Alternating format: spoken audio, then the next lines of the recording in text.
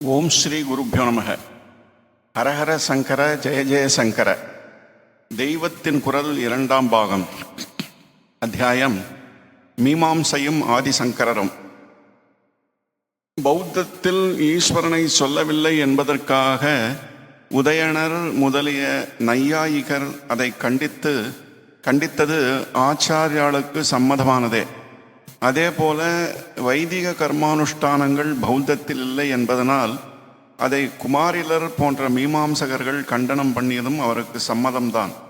ஏனென்றால் மீமாம்சகர்கள் முக்கியமாக கொண்டிருந்த கர்மானுஷ்டானங்கள் சித்த சுத்திக்கும் சமூக ஒழுங்குக்கும் அவசியம் வேண்டினவையே என்பதுதான் நம் ஆச்சாரியாளின் அபிப்பிராயமாகும். ஆனாலும் ஈஸ்வரன் என்ற பலதாதா வேண்டாம், கர்மாவினால் சுத்தியான பின் ஞானத்துக்கு போக வேண்டாம், கர்மாவை விட்டுவிட்ட சந்நியாசம் தப்பானது என்ற கொள்கைகளை மீமாம்சகர்கள்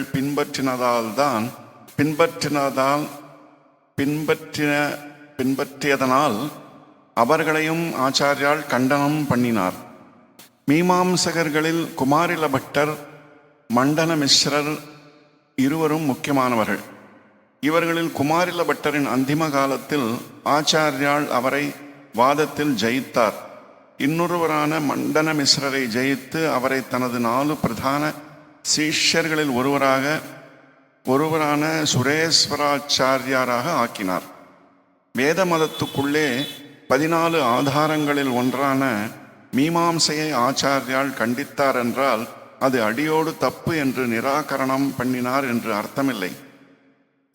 மீமாம்சையில் சொன்ன கர்மாக்களை பண்ணியாகத்தான் வேண்டும். ஆனால் மீமாம்சகர் போல் ஈஸ்வர பக்தி இல்லாமல் பண்ணக்கூடாது.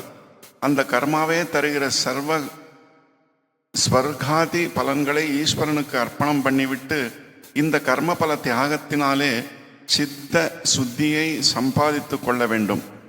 பலதாதா ஈஸ்வரன் என்று உணர்ந்தால்தான் சின்னதான ஸ்வர்க்கம் முதலான பலன்களை விட்டு ஈஸ்வரன் தருகிற பெரிய பலனான சித்த சுத்திக்கு போக முடியும் என்பதே ஆச்சாரியாளின் உத்தேசம்.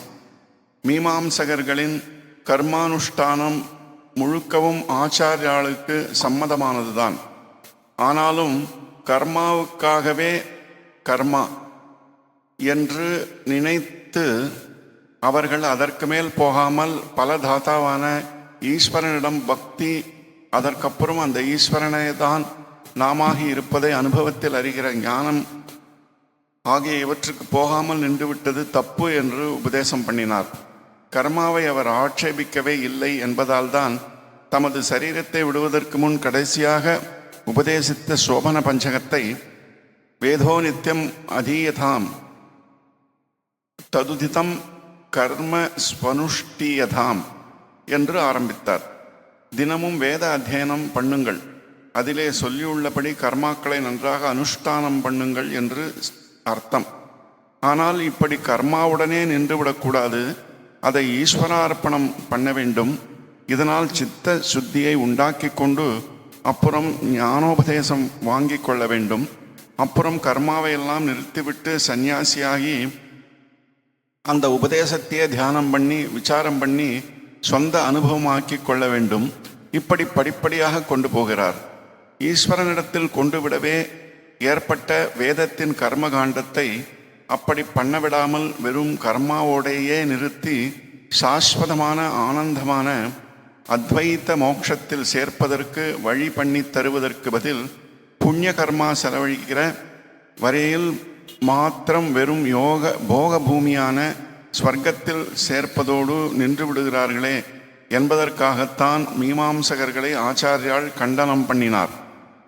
கர்மாக்களை விஸ்தாரம் பண்ணி அது பற்றின வேத சட்டங்களை வியாக்கியானம் செய்கிறதில் மீமாம்சா சாஸ்திரம் சொல்கிற அவ்வளவும் ஏற்கப்பட வேண்டியதுதான்.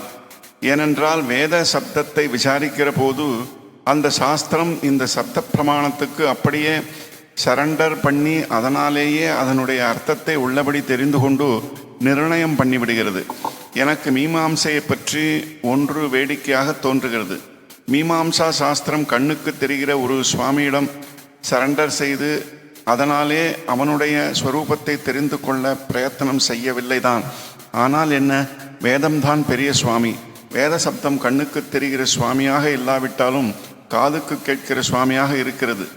அந்த சப்தம் சொல்கிற கர்மாக்களை எதிர்கேள்வி கேட்காமல் பண்ணுவோம். இங்கே ஒரே சரண்டர் தான். இப்படி சரண்டர் பண்ணி வேத வாக்கியங்களின் தாத்பரியத்தை நிர்ணயம் பண்ணுவோம் என்று மீமாம்சகர்கள் இருந்திருக்கிறார்கள். அதனால் கண்ணுக்கு தெரிகிற சுவாமியை அவர்கள் நம்பினாலும் நம்பாவிட்டாலும் காதுக்கு கேட்கிற வேத சுவாமியின் ஸ்வரூபத்தை, அதாவது அர்த்தத்தை நன்றாக தெரிந்து கொண்டு சொல்லிவிட்டார்கள் என்று நான் நினைப்பதுண்டு. இத்துடன் மீமாம்சையும் ஆதிசங்கரரும் என்ற இந்த அத்தியாயம் நிறைவு பெறுகிறது. ஓம் சாந்தி சாந்தி சாந்தி.